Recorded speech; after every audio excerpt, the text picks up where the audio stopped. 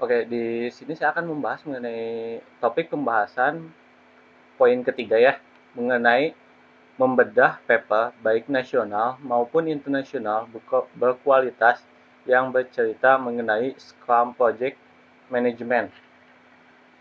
Nah, di sini saya akan membahas mengenai 5 jurnal. Yang jurnal pertama di sini berjudul tentang tinjauan kualitas pengembangan sistem informasi dengan metode Agile. Nah, untuk penulisnya sendiri itu oleh Kamal Prihandani. Nah, kalau misalkan kita baca pada bentar, bagian abstrak, kualitas software menjadi hal yang terpenting sebelum biaya dan waktu dalam pembangunan dan pengembangan sistem informasi. Untuk mencapai kualitas software yang baik, perlu sebuah metodologi yang digunakan. Terdapat banyak metodologi yang dapat digunakan untuk membangun atau mengembangkan software. Nah, pada jurnal ini yang akan dianalisis adalah metodologi Agile. Sejauh mana metodologi Agile dapat memberikan kualitas yang baik terhadap software yang dibangun dan dikembangkan. Seperti itu.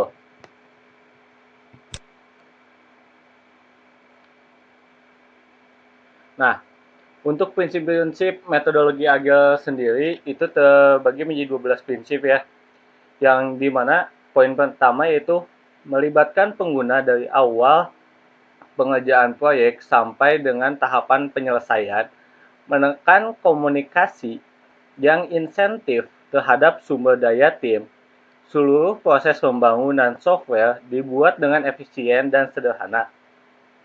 Secara berkala, anggota tim membangun software berinteraksi.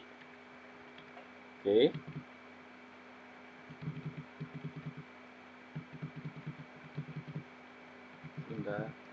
Oke. Fokus terhadap proses pembangunan software untuk mendapat keunggulan teknis dan desain software. Memberikan informasi kepada pengguna tentang tahapan-tahapan pembangunan yang telah dicapai dengan rentang waktu, minggu, bulan, dan seterusnya. Kemajuan pembangunan software merupakan ukuran utama dalam metodologi Agile. Pengguna dan pelanggan tetap berkontribusi terhadap pengembangan software.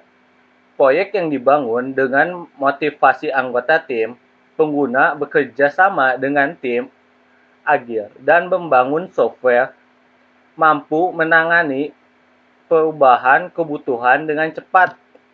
Bahkan jika mengubah keseluruhan proses bisnis, tim pembangun dan membuat keputusan dan rencana tanpa tergantung terhadap manajer proyek.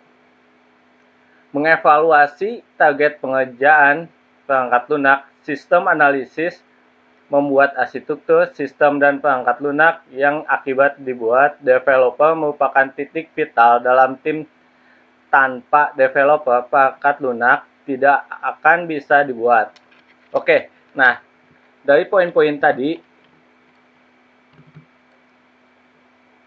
itu adalah prinsip dari metodologi Agile. Dimana kalau misalkan kita dapat simpulkan, kalau bahwa metodologi Agile di sini itu adalah fokus terhadap proses pembangunan software, yang dimana mempunyai kunci utamanya itu atau peran pentingnya itu ada sebuah developer, yang dimana titik vital dalam tim tanpa adanya developer, jadi sistem apa gitu yang bisa dibangun gitu tanpa adanya developer tersebut. Nah, untuk implementasi metodologi Agile pada jurnal ini yang berjudul A Study of the Agile Software Development Method Applicability and Implementation in Industry. Yang dimana pada jurnal itu membahas tentang metodologi Agile lebih menekankan terhadap peningkatan fleksibilitas terhadap perubahan lingkungan, pembangunan, dan memecahkan proyek besar menjadi bagian-bagian yang lebih kecil. Jadi di mana kalau misalkan kita dapat simpulkan dari kalimat itu, jadi dari setiap proyek yang besar itu kita bagi-bagi menjadi bagian-bagian terkecil supaya apa? Supaya dalam proses pengerjaan itu jadi lebih mudah dan lebih cepat juga seperti itu. Terus pada poin B, pada jurnal dengan judul Agile Process and Methodology and Conceptual Study, dalam jurnal tersebut menjelaskan beberapa metode yang dibandingkan dengan metode spiral. Oke, jadi yang dibandingkan dengan metode spiral ya. Selanjutnya, pada jurnal dengan judul An Exploration Study on Agile-Based Software Development Practice, dalam jurnal tersebut menjelaskan banyak pembangunan software menggunakan metodologi Agile di Malaysia sebanyak 75%. Jadi pada negara Malaysia itu sudah banyak yang menggunakan metodologi Agile. Ya mungkin karena sifat Agile itu yang fleksibel itu ya, pada saat pengerjaannya. Maka di Malaysia sendiri itu sudah 75%. Pada poin D, pada jurnal dengan judul Software Development Agile versus Tradisional, nah, di mana membahas bahwa kualitas software tidak hanya bergantung terhadap metodologi. Seperti itu.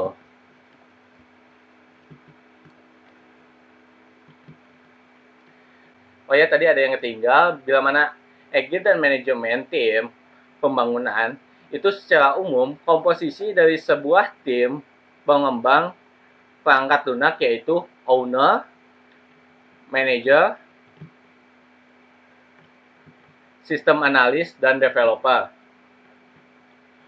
Fungsi owner di sini yaitu dari setiap perangkat lunak yang akan dibuat melakukan testing dan memberikan feedback gitu. Kalau misalkan manager itu fungsinya itu untuk mengkolaborasikan developer dengan klien, dan sedangkan pada sistem analis untuk membuat arsitekturnya, dan untuk developer sendiri ya pastinya juga untuk membuat ya sistem dari sebuah perangkat lunak tersebut gitu.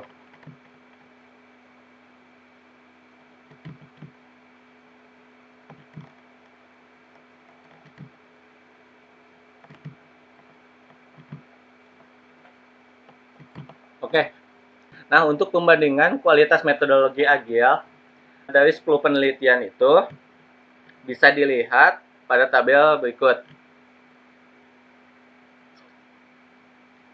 Nah, di sebelah kiri ini adalah nama jurnal yang dibandingkannya.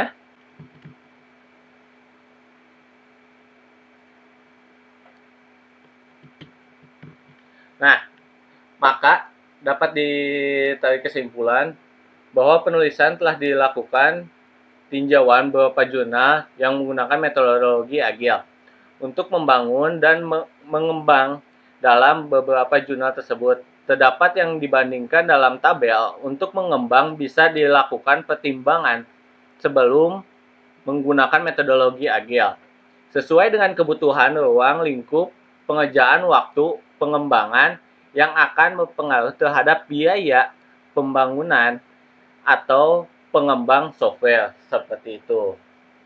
Oke, sekarang kita akan lanjut ke jurnal keduanya, di mana berjudul mengenai implementasi Scrum pada pengembangan software terdistribusi. Di sini untuk keterangan dari jurnalnya itu kepada Seminar Nasional Informatika tahun 2012, atau bisa dikatakan nama jurnalnya itu Semnas IF 2012 itu.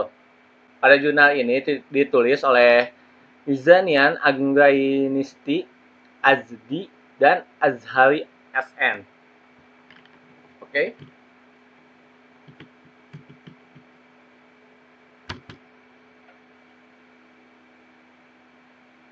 Nah, pada jurnal ini, metode untuk pendekatannya itu pengembangan software yang makin sering digunakan.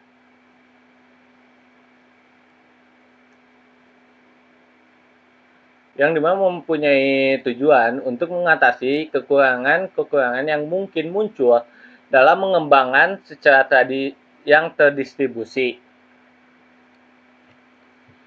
Nah, proses pendekatan seperti ini mampu memberikan hasil yang lebih baik dari pengembang software yang dilakukan secara terpusat.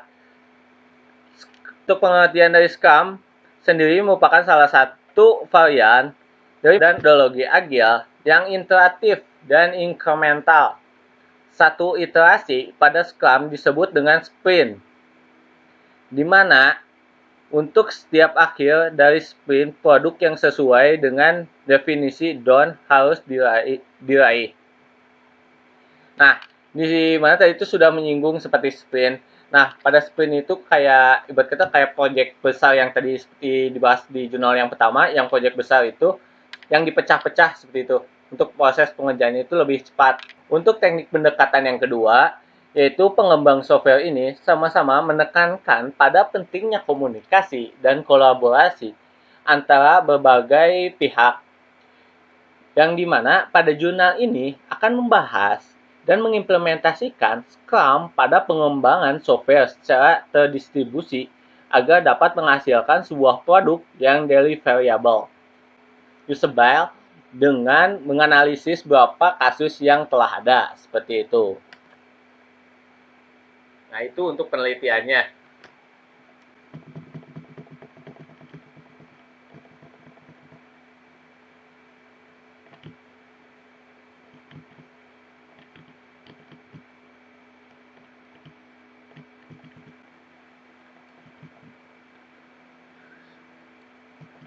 Nah, pada jurnal ini pun sifat-sifat yang dimiliki oleh Scrum yaitu poin yang pertama yaitu sederhana. Yang poin kedua, mudah dimengerti. Yang poin ketiga, susah dikuasai. Kenapa bilang susah dikuasai? Karena untuk menyesuaikan dengan proses yang ada di dalam Scrum itu cukup kebilang sulit ya. Gitu.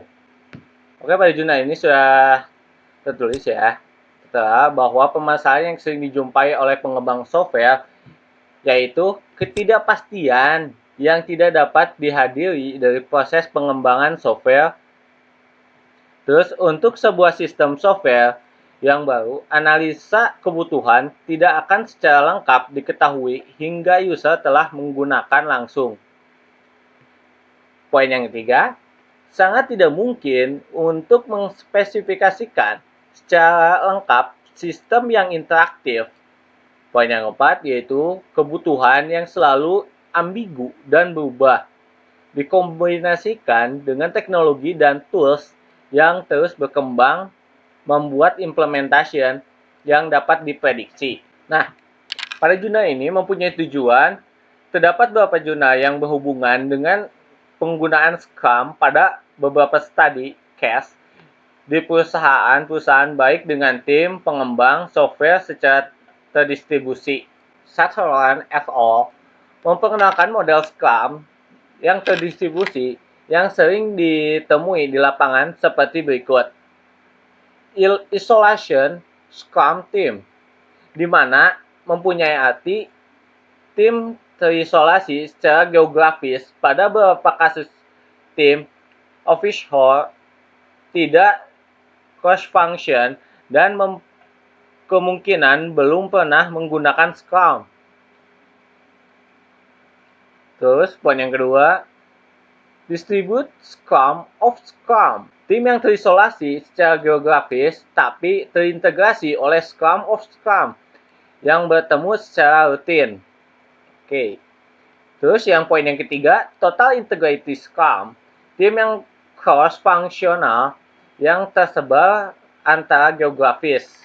Scrum dan DSD. Untuk mempraktikkan Scrum, yang dimana Scrum itu bukanlah sebuah teknik untuk membuat produk, melainkan sebuah kerangka kerja di mana di dalamnya kita dapat memasukkan berbagai proses dan teknik. Terus komponen yang terdapat pada Scrum adalah sebagai berikut. Peranan, acara, sama artefak. Nah, untuk peranan sendiri itu mempunyai 3 poin ya. Product Owner, Scrum Master, sama tim. Untuk acara sendiri ada Sprint Planning, Delay Scrum, Sprint Review, sama sprint retrospective. Terus untuk artefak sendiri itu terdapat dari 3 poin, yaitu product backlog, sprint backlog, boredom chat.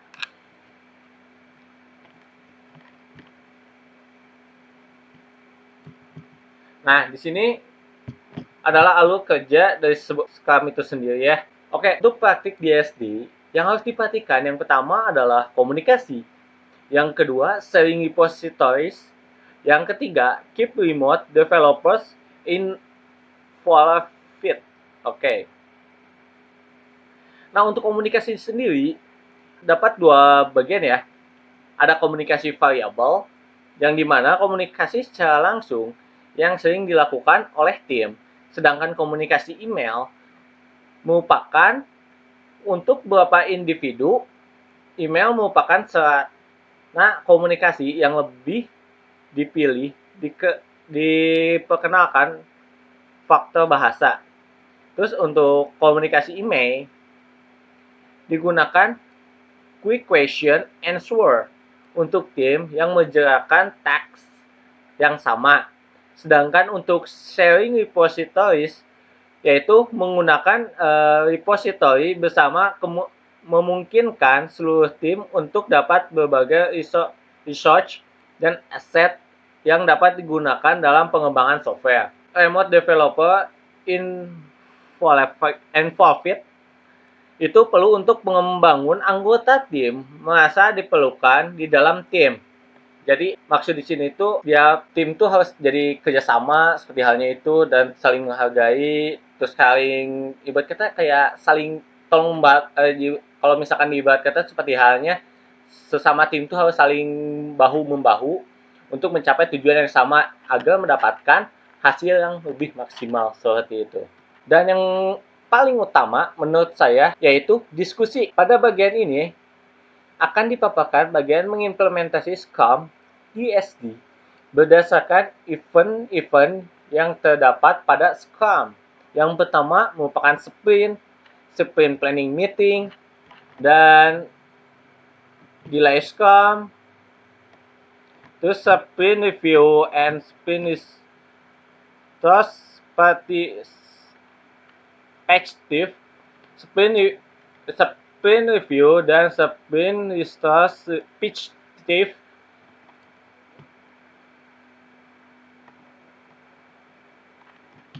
Nah, kita kembali ke Oke, sekarang kita masuk ke sprint, di mana product owner itu menentukan lamanya sprint dan merupakan salah satu pihak yang dapat membatalkan sprint yang bisa dilakukan oleh si product owner tersebut. Oke, untuk sprint planning meeting, pada awalnya penentuan dibahas oleh Scrum Framework yang memberikan gambaran tentang kerangka kerja Scrum. Sedangkan Daily Scrum yaitu merupakan sebuah pertemuan yang dibatasi hanya selama 15 menit. Diadakan setiap harinya untuk tim pengembang, kronisasi segala aktivitas dan cara yang akan dikerjakan selama 24 jam ke depan. Dan untuk sprint review, yaitu pertemuan yang membatasi tentang apa saja yang dilakukan selama sprint yang dibahas pada sprint review seperti itu. Nah, dari keseluruhannya itu, maka dapat diambil kesimpulan bahwa pengembangan software secara terdistribusi membuktikan telah mampu menjawab permasalahan yang mungkin terjadi pada saat pengembangan software, mulai dari kurangnya research yang memadai di lokasi pengembang, tim tenaga ahli yang kurang, hingga mengejar ketepatan waktu dapat diatasi dengan menggunakan pendekatan pengembangan software secara distribusi ini. Nah, untuk Scrum sendiri merupakan kerangka kerja yang dirancang untuk meningkatkan kecepatan waktu pengembangan software, memungkinkan adanya transfer ilmu pengetahuan dengan antara anggota tim dan menciptakan komunikasi yang stabil dan konsisten bagi seluruh pihak yang terkait di dalamnya. Dan untuk pengimplementasian Scrum sendiri, pada pengembangan software secara terdistribusi dapat dilakukan dengan cara memberikan sedikit modifikasi akan alur kerja Scrum, terus memilih anggota tim dengan skill tertinggi, mengalokasikan lebih sedikit budget untuk pertemuan face-to-face, dan membangun lingkungan kerja yang kondusif merupakan syarat utama keberhasilan penggabungan kedua metode ini. Tuh. Itu untuk pembahasan dari jurnal yang poin kedua ya. Sekarang kita akan membahas mengenai jurnal yang ketiga ya, dengan judul Manajemen Proyek Agile dengan pendekatan metodologi Scrum sebagai peningkatan layanan berkelanjutan pada sebuah perusahaan. Ini pun yang digunakan oleh di tingkat nasional oleh Sysfotek, Sistem Informasi dan Teknologi. Oh ya, untuk penulisnya sendiri, jurnal ini ditulis oleh Wisnu Priyo Pamungkas dan Ahmi Khalida. Pada jurnal ini, topik yang ingin dibahas mengenai banyaknya kerangka kerja yang digunakan dalam mengimplementasikan tata kelola TI. Tetapi dengan pola mengimplementasikan pengembangan tata kelola TI yang berkelanjutan, perlu adanya persiapan, perancangan, dan pengembangan yang melakukan kegiatan yang relatif singkat. Sekarang kita akan membahas mengenai tata kelola TI, yang dimana tata kelola TI itu merupakan perkembangan dari corporate governance berdasarkan ITGI pada tahun 2008, bahwa tata kelola TI di mana bertujuan untuk memastikan efektivitas dari pemanfaatan TI dengan berfokus penyelarasan strategi manajemen risiko, manajemen sumber daya, value delivery, dan pengukuran kinerja. Komponen-komponen tersebut itu merupakan komponen dari tata kelola berdasarkan perspektif organisasi.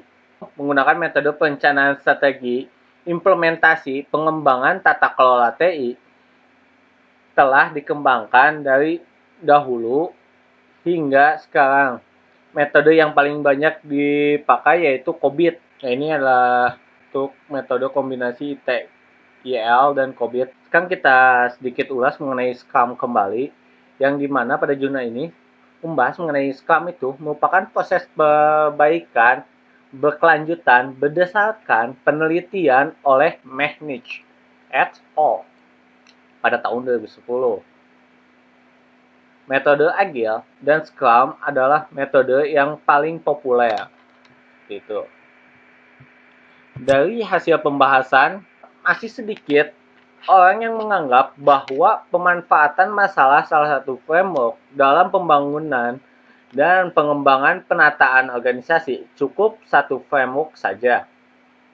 Namun, bila kita cermati dalam dunia ICT adalah salah satu kerangka kerja yang signifikan dapat digunakan sebagai bentuk pemanfaatan yang holistik kompleks, yaitu bentuk kerangka kerja enterprise arsitektur dapat kita perhatikan melalui pemanfaatan enterprise arsitektur yang dapat disingkat sebagai EI, yang sebagai pedoman reorganisasi perusahaan.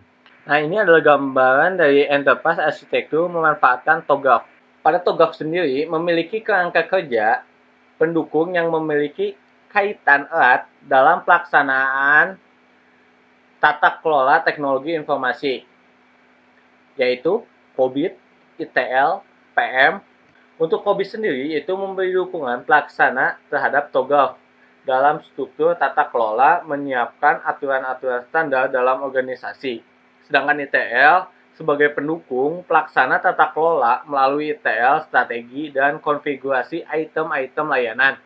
Sedangkan PM dapat membuat sebuah dokumen pelaksana project, yaitu dokumen project charter. Oke, nah di sini bisa dilihat ya untuk skema ITIL versus Scrum bisa dibandingkan dari skema kerangka kerja tata kelola teknologi informasi dengan bentuk kerangka ITIL. Kita bisa melihat kerangka kerja Scrum memungkinkan orang untuk mengatasi masalah rumit dengan leluasa, dan untuk menghasilkan produk yang bernilai tinggi. Nah, di sini bisa kita lihat ya, untuk melanjutkan dari ITIL bila dibandingkan dengan Scrum. Nah, pertama dari service strategi merupakan bagian dari pembahasan visi yang harus dipahami oleh tim Scrum, memastikan bahwa kualitas akhir yang dicapai dituangkan ke dalam dokumentasi sebagai bentuk definition of done. Terus service design akan didukung oleh tim Scrum saat produk backlog telah disepakati dan dimunculkan tahap-tahap prioritas pencapaian. Untuk service transition, pada saat ini pembahasan backlog menjadi hal penting dalam pelaksanaan sprint planning. Dan untuk sprint operasional, pelaksana hasil dari setiap sprint review yang diperoleh dari sprint retrospective setelah proses sprint 1 sampai 6 minggu. Maka dari setiap keseluruhan pembahasan tersebut dapat dipahami bahwa pelaksanaan tata kelola teknologi informasi dengan memanfaatkan kerangka kerja ITIL dalam penataan ulang perusahaan akan lebih mudah pelaksanaannya dengan menggabungkan kerangka kerja Agile Project Management melalui metode Scrum.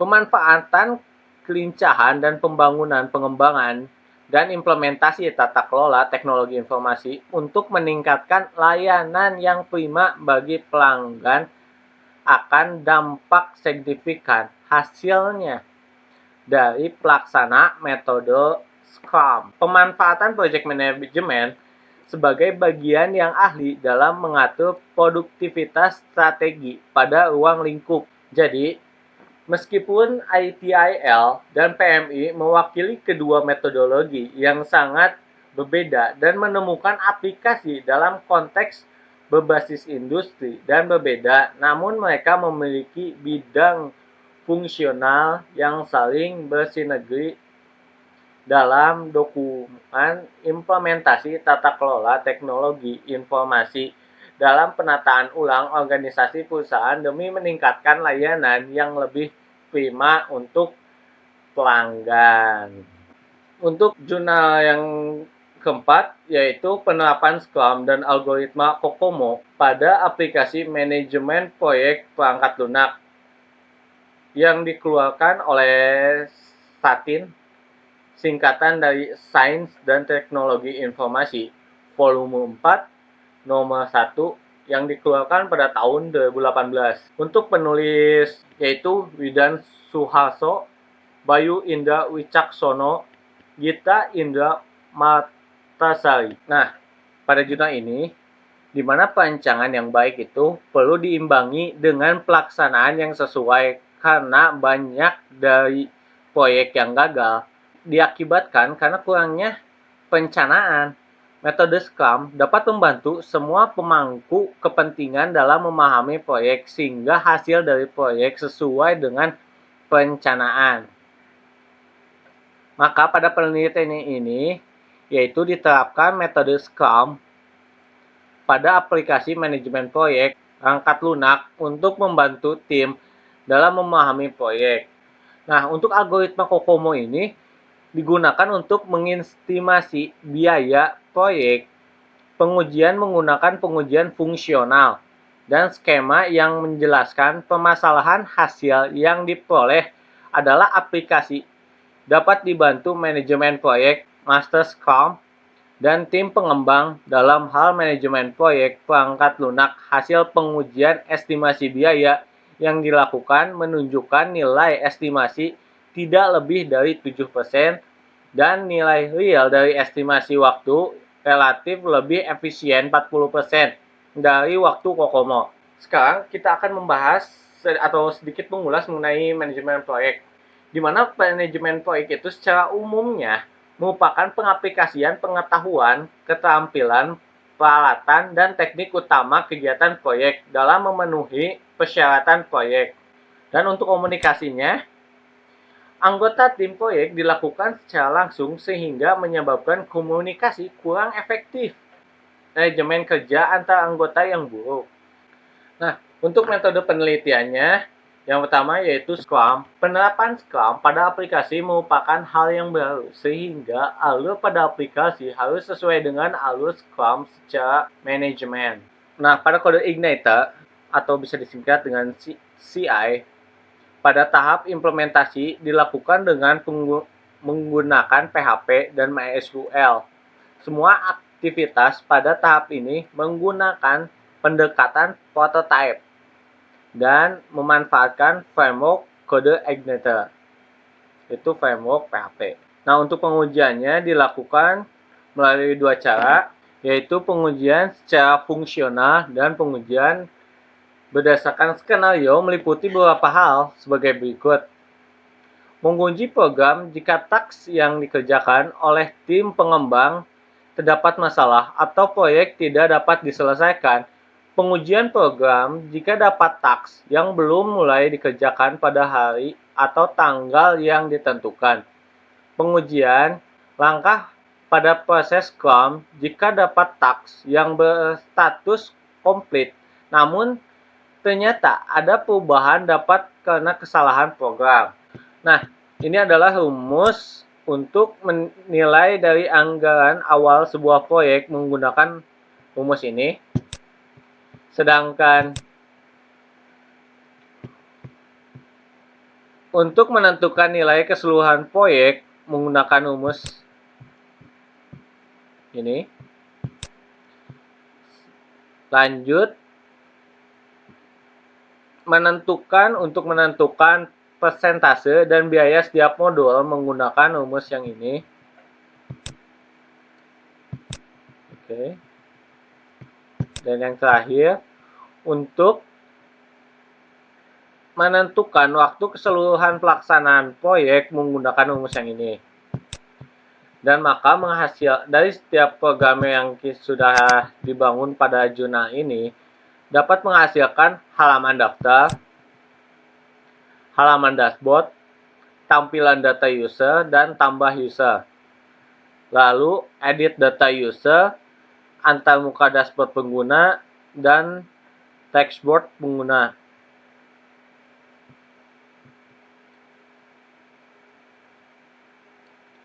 Dan ini adalah untuk pengujian skenario-nya. Nah, dari hasil penelitian pada jurnal ini, maka dapat diambil kesimpulan bahwa penerapan Scrum pada aplikasi dapat membantu tim pengembang dalam mengelola proyek perangkat lunak. Aplikasi telah berjalan sesuai dengan fungsionalitas yang diharapkan dan memberikan alternatif solusi untuk setiap permasalahan. Terus, untuk implementasi algoritma Kokomo pada aplikasi dapat membantu manajemen proyek dalam estimasi biaya dan waktu. Nah, dari penulis jurnal ini memberikan saran mengenai penelitian selanjutnya merupakan aplikasi dapat diuji dan jenis usaha yang lain seperti instansi pemerintah namun tetapi dalam kajian manajemen proyek perangkat lunak. Oke. Sekarang kita masuk ke jurnal yang terakhir. Nah, jurnal yang terakhir berjudul mengenai penelitian tim manajemen yang baik dan efisien bagi perusahaan besar dan organisasi dengan multi-project, di mana ditulis oleh Michael Anggawinata dan Christian Anggianto. Nah, ini adalah untuk nama jurnalnya, VCDI, volume 7, nomor 2, dikeluarkan pada tahun 2017. Di mana pada jurnal ini membahas mengenai bagaimana sebenarnya mengatasi perkembangan kompleksitas dari proyek yang ada sehingga harus membentuk suatu strategi yang baik untuk memberikan hasil yang maksimal. Terus hasil dari penelitian ini yaitu bagaimana sih matrik penilaian hasil akhir dari proyek tersebut. Oke, untuk metode penelitian ini yaitu mengumpulkan data yang digunakan oleh penulis adalah pengumpulan data kualitatif dan beberapa jurnal mengenai tim manajemen. Jurnal yang diambil oleh penulis berasal dari Emerald Insight, yaitu jurnal mengutip banyak buku tim manajemen untuk dunia bisnis dan organisasi dengan multi-project. Untuk pembahasannya sendiri, yang dimana mempunyai tujuan agar acuan tim dalam pekerjaan merupakan memiliki arahan dan tahu harus melakukan apa untuk mencapai tujuan tersebut. Jadi si tim itu tuh harus terarah gitu. Apa yang harus diproses atau dari mulai apa yang dia terima, terus apa yang harus dia proses, dan lalu apa yang harus jadi goals-nya itu jadi bentuk apa sih yang harus kita selesaikan tuh itu. Sekarang kita bahas mengenai suatu kesuksesan diukur dari beberapa sudut pandang. Yang pertama, tujuan proyek yang merupakan harapan oleh tim tersebut dalam penyampaian tujuan mereka dalam segi ruang lingkup, kualitas, biaya, dan lama pengerjaannya. Lalu tujuan dari bisnis yang diharapkan oleh pemilik proyek tersebut dapat setelah diserahkan kepada tim untuk diolah dan dikerjakan. Tujuan sosial dan lingkungan, apa keuntungan dan diterimanya masyarakat sekitar pada saat pelaksanaan kegiatan tersebut maupun setelah hasil acara. Sedangkan menurut Daniel pada tahun 1961 menjelaskan beberapa faktor kesuksesan adalah memperkirakan waktu, biaya, dan peningkatan fungsi, implementasi, dan sistem penyampaian. Nah, dari berbagai banyak riset yang telah dipublis dalam faktor kesuksesan ditunjukkan oleh Mauller dan Jagdeev pada tahun 2012. Beberapa faktor yang menjadi penunjang faktor kesuksesan mereka adalah dukungan dari karyawan, memiliki objektivitas yang realistis, rencana yang kuat dalam menentukan timeline kerja, komunikasi yang baik antara teman kerja, keterlibatan dari pengguna atau klien, tim yang berkualitas dan memiliki skill, penggantian manajemen yang efektif, project manager yang berkompeten.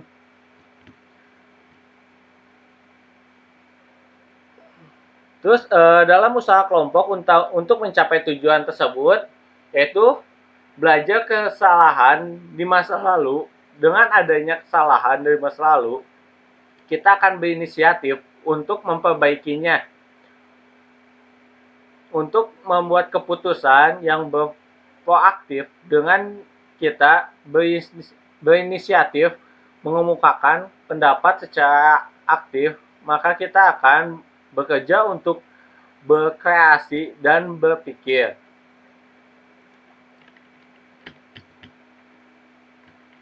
Dan di sini sedikit kita ulas kembali dari jurnal-jurnal sebelumnya juga sudah dibahas ya. Mengenai Scrum itu merupakan sebuah kerangka kerja proses yang telah digunakan untuk mengelola pengembangan produk kompleks sejak awal tahun 1990. Nah, di sini pun dipertegas kembali, sebuah Scrum itu bukanlah sebuah proses ataupun teknik untuk mengembangkan produk. Daripada itu, sebuah kerangka kerja yang dimana dalam tim dapat memasukkan beragam proses dan teknik. Simpulkan bahwa bagaimana dalam tim dan project management menjadi efektif dan memberikan dampak untuk menanggulangi permasalahan tersebut melalui adanya tim manajemen yang sudah terprogram. Tim manajemen yang terprogram ini merupakan di mana dalam tim manajemen akan ada beberapa peran yang akan digunakan dalam tim, sehingga setiap tahap pekerjaan proyek akan terfasilitasi. Selain itu juga, dalam tim, proyek akan dibentuk proses kerja yang jelas, yaitu dimulai dari pembuatan daftar apa saja tujuan dari kegiatan proyek tersebut, sehingga tim memiliki pandangan atau acuan apa saja yang akan dilakukan setelah dibuatnya daftar tersebut. Maka tim akan membuat daftar mengenai apa saja yang akan dilakukan hingga proyek tersebut dapat berjalan dengan baik dan benar sesuai dengan kebutuhannya. Nah, maka dari hasil penelitian ini, penulis itu melakukan aplikasi dapat membantu memfasilitasi kinerja tim dalam saling berkomunikasi dan bisa berkoordinasi secara online dan juga membantu dalam bidang timeline kerja seperti itu. Oke, mungkin dicukupkan untuk pembahasan pada poin yang ketiga. Mohon maaf bila masih banyak kekurangan. Wabil taufiq wal hidayah. Wassalamualaikum warahmatullahi wabarakatuh.